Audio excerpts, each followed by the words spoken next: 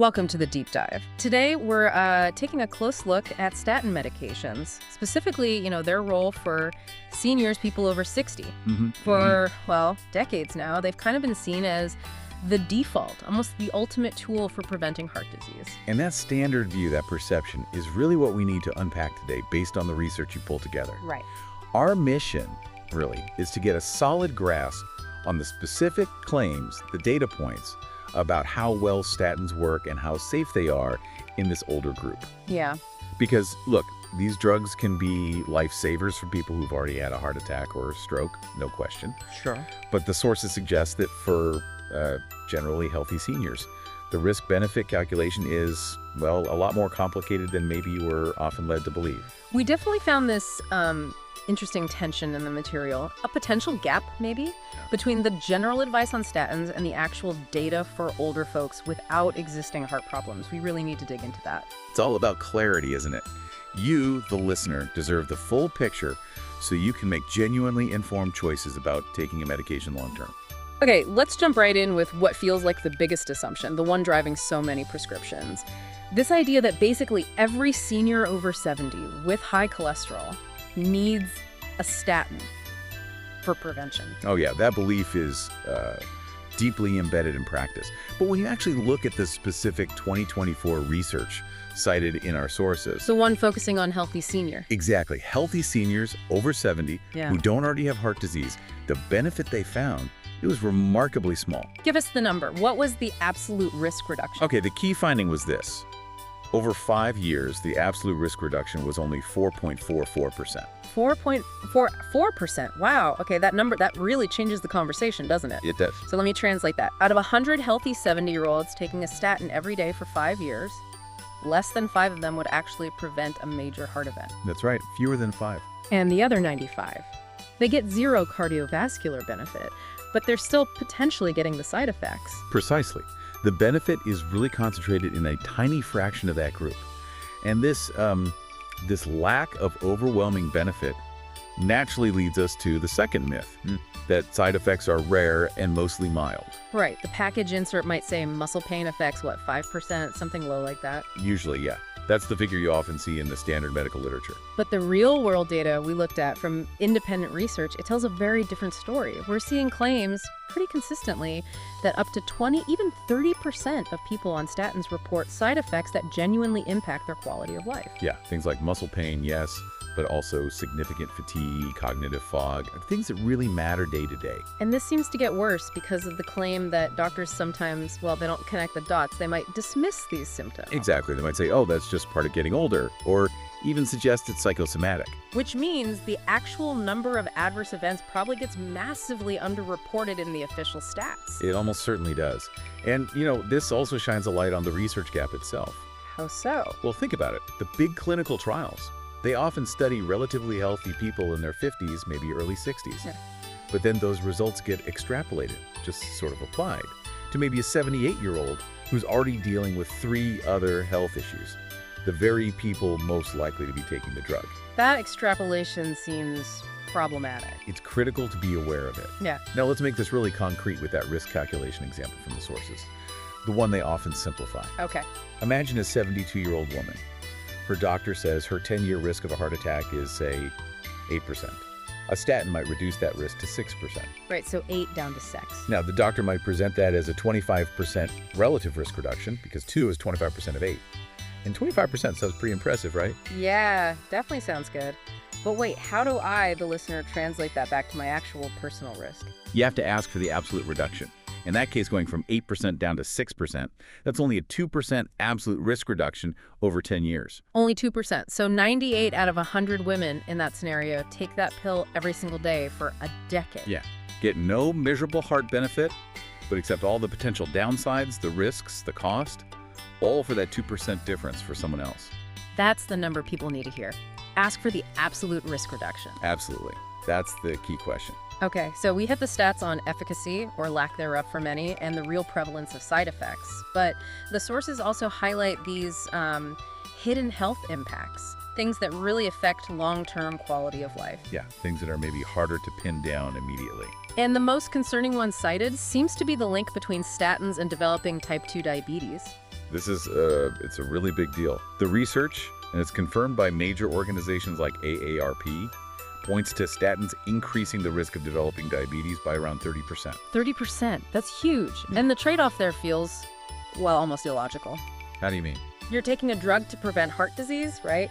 But that same drug significantly increases your risk of getting diabetes. Which is itself one of the biggest drivers of heart disease. Exactly. It feels like swapping one major risk for another one. That's the conflict, precisely.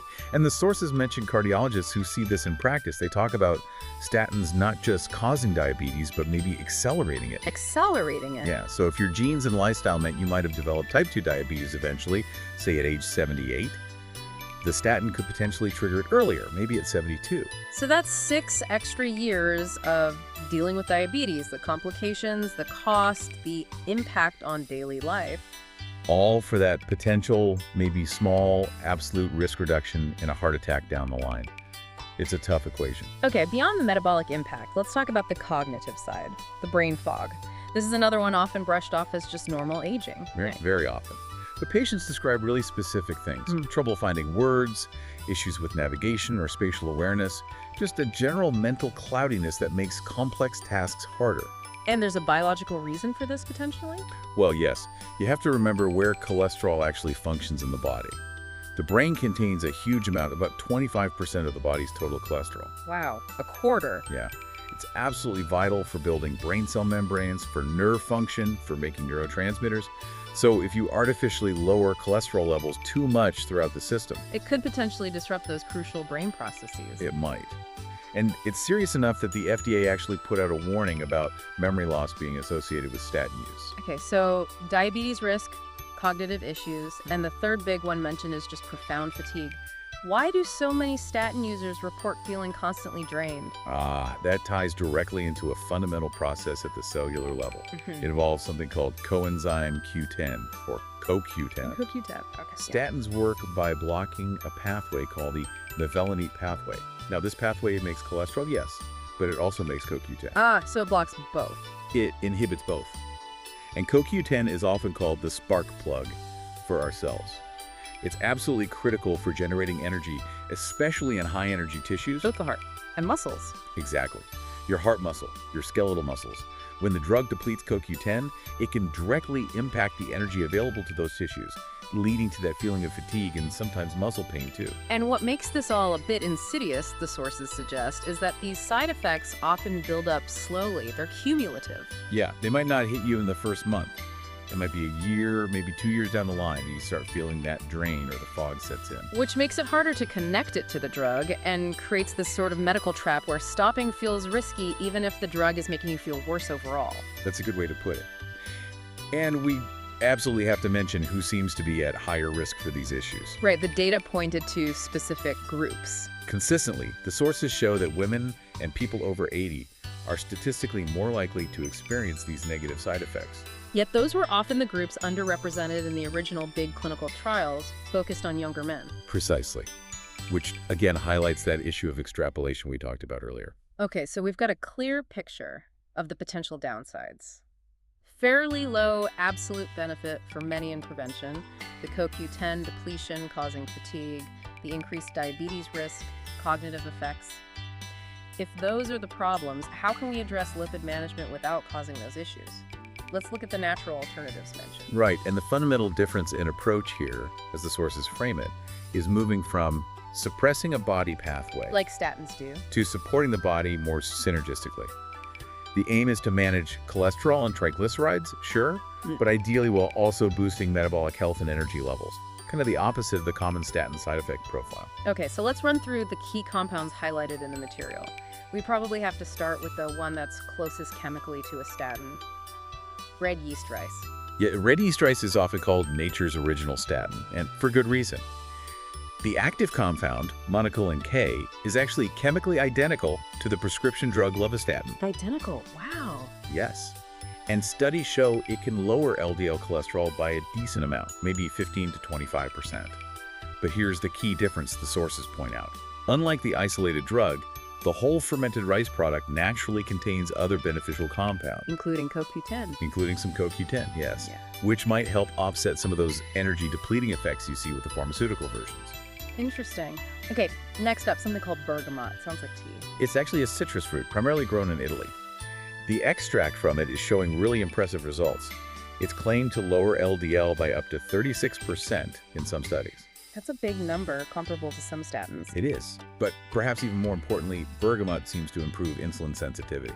Ah, so it does the opposite of what statins might do regarding diabetes risk. Exactly. It directly addresses one of the major concerns about statins, making it a potentially much better trade-off for overall metabolic health. Okay, powerful. Then there's berberine. I've heard this called natural metformin. Yeah, it gets that nickname because it has such positive effects on blood sugar metabolism, similar to the diabetes drug metformin. But it also tackles the lipids. How effective is it for cholesterol? The claims are it can reduce LDL by about 20 to 25%, and it's particularly good for lowering triglycerides, maybe up to 35%. So it's a real multitasker for metabolic health, lipids, blood sugar. It even helps with weight management. It gets more to the root causes. Right, addressing the whole picture. Okay, what about simpler things like plant sterols and stanols? These work differently. They're found naturally in things like nuts, seeds, avocados, olive oil. They basically work mechanically in your gut. They help block the absorption of cholesterol from your food. The sources suggest getting about 2 grams a day can lower LDL by up to 10% without needing systemic effects. Just a simple blocking action. Makes sense. And we can't forget omega-3 fatty acids. Lots of data on those. Absolutely, tons of data. Essential for lowering triglycerides, reducing inflammation throughout the body, which is key for heart health, and also supporting brain function. Again, hitting areas that statins might negatively impact. Okay, one more from the list. Aged garlic extract. Right. Garlic's been used medicinally for centuries. The aged extract seems to lower cholesterol maybe 10 to 15%, which is modest. But its real strength, according to the sources, is its broader cardiovascular benefits. It can help lower blood pressure and improve the flexibility of your arteries. So it's addressing the mechanics of the system, not just the cholesterol number. This is a really compelling list of natural compounds, and you're citing real percentage drops based on the research. It begs the question, if these things have solid data, why aren't they front and center in standard medical advice as much as statins? That's a really important question the sources touch on. And the suggested answer seems to be, well, largely practical and structural. Natural compounds generally can't be patented like a synthetic drug can. Ah, the money trail. Right. So they don't get the huge pharmaceutical marketing budgets behind them, pushing them into doctors' offices and funding massive trials designed for FDA drug approval. They often aren't prioritized in standard medical training or the treatment guidelines doctors rely on. So that they're seen more as supplements than solutions, even with good data. Often, yes. Especially for primary prevention, where the bar for statin use seems quite low. Well, the bar for recommending these alternatives seems much higher, despite potentially better safety profiles for many people. Now, it's crucial to say this natural approach isn't just about popping pills, right? Lifestyle has to be the foundation. Absolutely non-negotiable.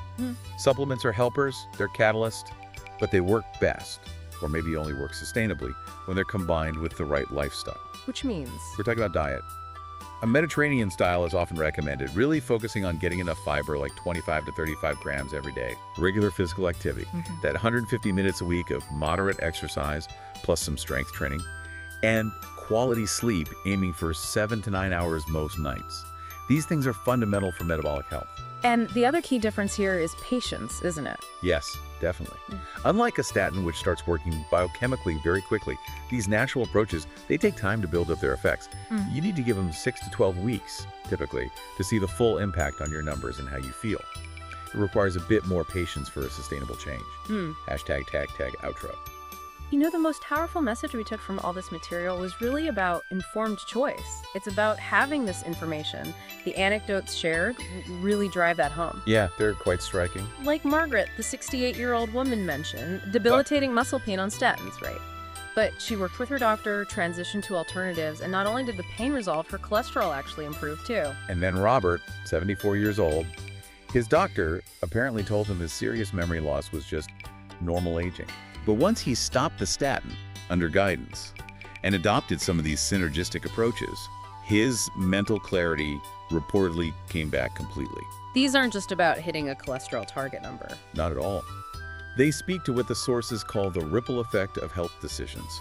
It's about your actual energy levels, how well you sleep, your ability to engage with life, to be present for family and friends.